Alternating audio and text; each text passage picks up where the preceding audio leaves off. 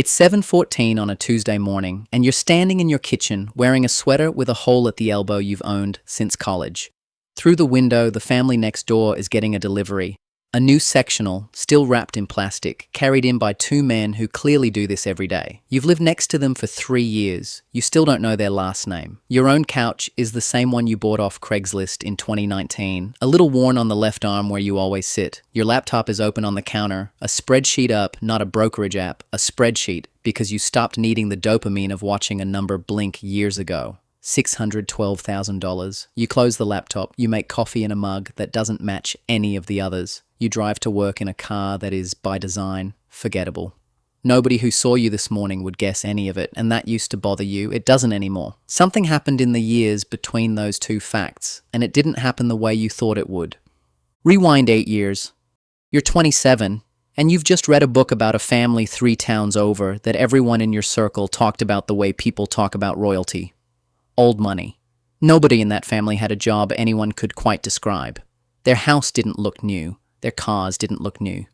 And yet everyone deferred to them in a way they never deferred to the guy in the leased Escalade 2 blocks down. You didn't understand it yet, but you noticed it the way you notice a word you've heard 100 times without ever looking up. At 27, you are what most people would call doing fine. You have a $71,000 salary, a 1-bedroom apartment, and a habit of buying things that photograph well. A leather jacket you saw on someone else. A weekend trip you couldn't really afford but posted from anyway. Your friend Marcus, who works in software sales, lives the loudest version of this. Marcus drives a new Tesla, wears a $6,000 watch he financed over 18 months, and talks about building his brand the way other people talk about building a house. Marcus is not foolish. He is simply playing a game everyone around you agreed to play without ever calling it a game. Your Aunt Carol is the exception. Carol is 68, drives a Buick that's older than your car insurance policy, and still shops the sale rack even though you know, because your mother told you once in passing, that Carol doesn't need to. At a family dinner that spring, someone asked Carol, half joking, why she still clips coupons when she could buy the restaurant. Carol says, "Money you have to show people isn't wealth. It's a costume. Take it off and see what's underneath." Nobody laughs exactly. The table moves on to dessert.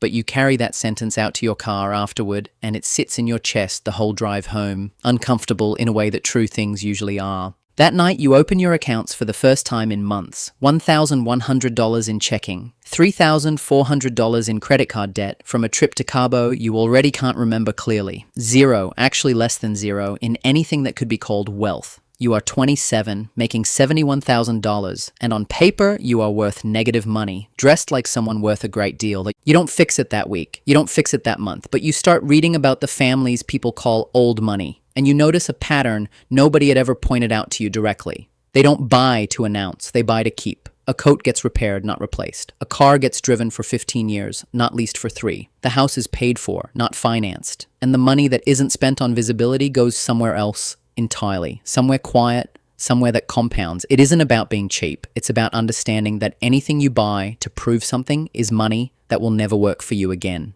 You open a brokerage account on a Thursday during your lunch break, sitting in your car in the office garage because you don't want anyone walking past your desk to see the tab open. You put in $75. It is by any measure a nothing amount. You do it again 2 weeks later. You cancel a subscription you'd forgotten you had. You return the leather jacket, still tagged, and put the refund straight into the account instead of your checking. Nobody notices any of this. There is no version of this story you could tell at a party. You pay off the Cabo debt in 10 months. You start automating $220 out of every paycheck before you can see it. The way old money doesn't decide to save, it simply never sees the money that isn't meant to be spent. By 29, the account has quietly crossed $19,000. Your apartment still has the Craigslist couch. Your jacket still has a small tear near the pocket you've decided not to fix because fixing it costs $60, and the jacket still, functionally, keeps you warm. Marcus upgrades his Tesla that year to the Plaid. His payment goes from $612 to $891 a month. You notice? You don't say anything, because old money, you're learning, doesn't comment on other people's spending. It just quietly declines to participate. At 31, the market drops hard, a real correction, and your account goes from $58,000 to $41,000 in 5 weeks. Your stomach does something it hasn't done since the Carbo statement. You call Carol, not really for advice, just to hear someone not panic. She says, "You didn't lose the money, you just found out what it's worth on a Tuesday. Old money doesn't check the weather every hour, it just knows winter ends." You keep the automatic transfer running through the entire drop, buying in at prices that feel insane in the moment. 8 months later, the account isn't just back to $58,000. It's at $71,000. That same year, you get an offer for a senior role, $94,000 base, and a car allowance of $700 a month, generous enough to lease something that would turn heads in the office parking lot. You take the job, you do not take the lease. You buy a 3-year-old Camry with cash, $17,200, and redirect the entire allowance into the brokerage account. Marcus sees the Camry in the lot and asks, not unkindly, if the promotion actually paid what people said it did. You tell him it did. You don't explain further, because there's no way to say, "I make more than you now," which is exactly why the car hasn't changed, without it sounding like a boast or a lie. It's neither. It's the whole philosophy in one sentence, and almost nobody wants to hear it. Here's the part nobody tells you about that decision. The $700 a month you didn't spend on a lease, left alone to compound for 25 years, becomes something close to $850,000. The lease buys 3 years of a nicer badge on your car, and then nothing. The transfer buys a version of your future that doesn't announce itself, sitting quietly in a Camry, which is exactly why almost nobody chooses it. At 34, something shifts that has nothing to do with a raise. On a Sunday morning with coffee, you check the account and notice the market's growth that quarter was larger than everything you'd contributed from your paycheck. Not close, larger.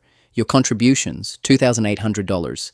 The account's growth from the market alone, $4,100. The money is now working harder than you are, without your permission, without a single hour of your labor. This is the moment old money stops being a philosophy you read about and starts being a fact about your own life. For 7 years, your work funded the growth.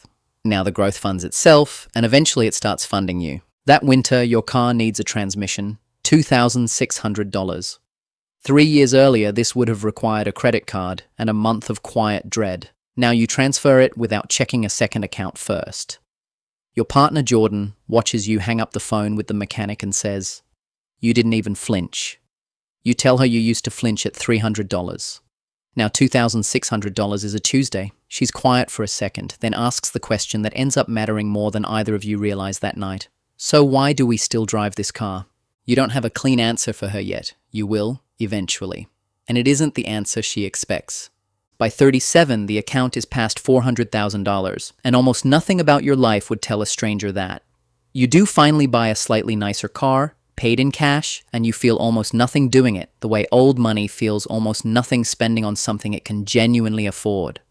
That same year, your company offers you a VP title with a $40,000 raise and a reputation for 80-hour weeks attached to it. You turn it down. 3 years earlier, turning down $40,000 would have felt reckless. Now it feels obvious, because the raise would have bought you almost nothing your money doesn't already buy you, and it would have cost you the one asset old money actually protects above all others, which is time nobody can sell back to you. Marcus takes a similar promotion that year. New title, new lease, a mortgage stretched further than he'd ever say out loud. You don't judge him. You were him 8 years and 1 dinner table sentence ago. At 39, your net worth crosses $700,000, and you notice you've stopped bringing up money at all. Not to hide it, but because there's no version of the conversation that doesn't feel strange in one direction or another. Marcus's lease gets repossessed the following spring. Nobody saw it coming, including Marcus. You help with a month's rent quietly, the same way your account grew, and neither of you mention it again. Carol passed last winter. At the small gathering after, her daughter mentioned, almost as an aside, that Carol had left behind far more than anyone in the family had ever guessed, in accounts nobody had thought to ask about, in a Buick the dealership offered to buy for scrap value. You didn't say much that day.